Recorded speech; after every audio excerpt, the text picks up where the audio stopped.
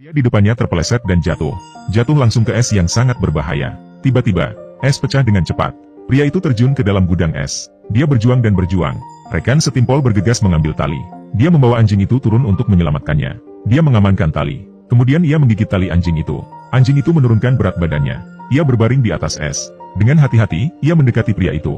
Setengah jalan di atas es, ia tiba-tiba berhenti di jalurnya.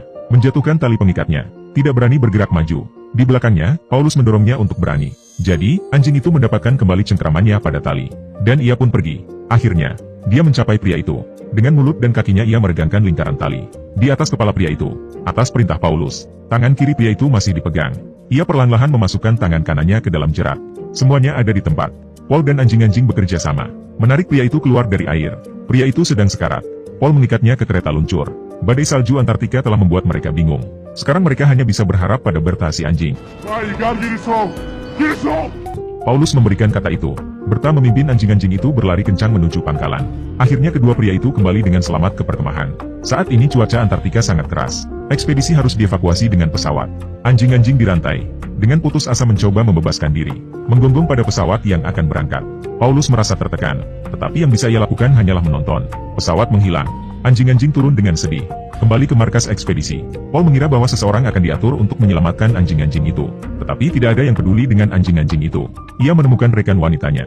Dari sana, ia mengetahui bahwa paling cepat seseorang bisa pergi ke perkemahan adalah tahun depan. Paulus kembali ke kepala suku.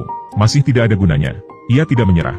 Dia datang ke Washington untuk melamar ekspedisi Antartika. Itu disetujui. Tetapi paling cepat 6 bulan. Badai salju berhembus selama 4 hari sekaligus. Anjing-anjing itu terjebak pada tali dan tidak bisa bergerak. Seolah-olah semua orang telah kehilangan motivasi untuk bertahan hidup.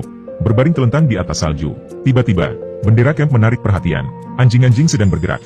Saat kepingan-kepingan itu jatuh, Ellen adalah yang pertama membebaskan diri. Dengan putus asa berusaha mengejar bendera yang diterbangkan oleh angin kencang. Akhirnya, ia mengambil bendera. Anjing-anjing saling membantu mengunyah kalung pasangannya. Segera semua orang bebas dari tali kekang mereka.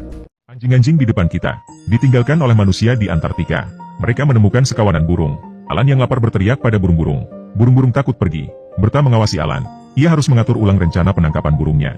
Ia hanya mengirim beberapa ekor anjing ke satu sisi untuk mengulur waktu mereka. Kemudian ia menggonggong pada Alan lagi. Alan harus tetap tinggal. Tidak ada lagi yang main-main. Kemudian, Berta pergi ke sisi lain dari kawanan burung-burung. Dan diam-diam berbaring. Perlahan-lahan mendekat. Ketika waktunya tepat, dia menggonggong 2 kali pada anjing-anjing. Anjing-anjing bergegas keluar dari samping. Sebuah lari gila untuk burung-burung. Perburuan sedang berlangsung. Akhirnya mereka bisa makan sampai kenyang. Berta duduk. Anjing-anjing mengambil mangsa di mulut mereka. Mangsa ditempatkan di depan Berta. Dia mengambil pilihannya. Berta mengambil yang terbesar.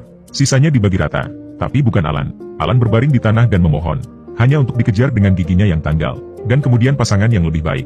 Perlahan-lahan melamun. Dan ia akhirnya bisa makan. Dengan kerja sama tim yang hebat. Anjing-anjing ini telah hidup di Antartika selama 50 hari. Pada malam hari. Dan mereka bisa melihat aurora borealis dengan segala kemegahannya. Pemandangan langka untuk dilihat. Anjing-anjing itu sangat gembira. Mengamati langit. Menangkap sekilas aurora borealis di atas salju. Melompat dan bermain di salju. Mengejar dan bermain.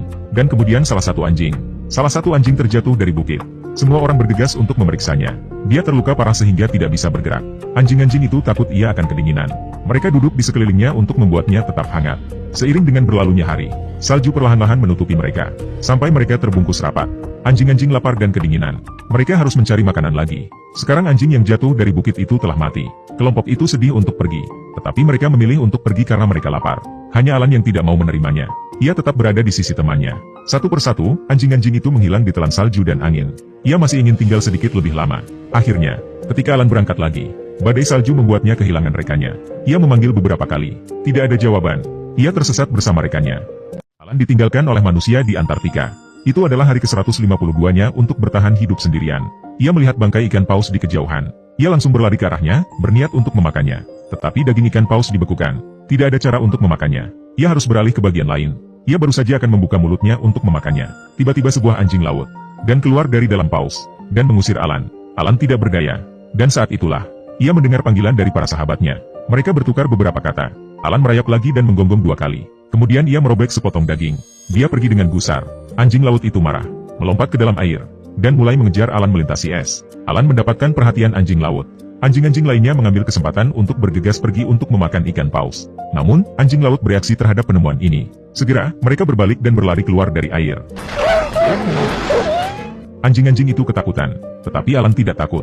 Dia berlari dan melompat tepat di atas anjing laut dan menggigitnya. Keberanian Alan menginspirasi semua orang. Anjing-anjing mengerumuni anjing laut. Ia akhirnya diusir, dan kami semua bisa menikmati makanan yang enak. Puluhan hari lagi berlalu, paus-paus itu telah dimakan habis. Anjing-anjing dibiarkan memakan burung-burung laut. Kali ini, semua burung laut yang mereka tangkap ditawarkan kepada Alan. Alan memasukkan burung-burung laut ke dalam mulutnya, memberikan makanan kepada Berta yang terluka. Alan takut ia akan sendirian. Ia berbaring di tanah bersamanya. Setelah periode waktu yang tidak diketahui, kami semua berbaring di sana di salju. Lebih banyak hari berlalu, ekspedisi akhirnya berkumpul kembali. Kembali ke kamp tetangga, kami masuk ke mobil salju kami. Perjalanan kembali ke perkemahan. Paulus merasa sedih melihat rantai yang terkubur di salju. Dia menariknya sedikit keluar, menggali darah di tanah. Melihat tubuh anjing, Paulus kehilangan harapan.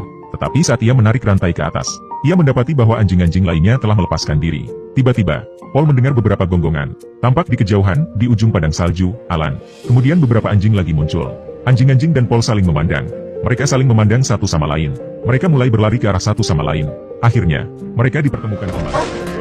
Tetapi Alan terus menggonggong pada Paul. Kemudian ia berbalik dan melarikan diri. Paul mengikutinya sepanjang jalan melintasi padang salju. Ia melihat Berta terbaring tak bergerak. Ia tertutup salju. Matanya terpejam. Paul tidak bisa menahan air mata. Ellen sedang menonton dengan tenang. Tiba-tiba, Berta bereaksi. Perlahan-lahan mengangkat kepalanya. Dia masih hidup. Paul menggendongnya kembali ke mobil. Dan anjing yang mati. Tim memasang nisan untuk mereka. Film ini didasarkan pada peristiwa nyata. Ada sesuatu yang begitu murni tentang seekor anjing. Bahkan jika Anda meninggalkannya jutaan kali, ketika Anda bertemu dengannya lagi, ia akan tetap berlari ke arah Anda tanpa ragu-ragu.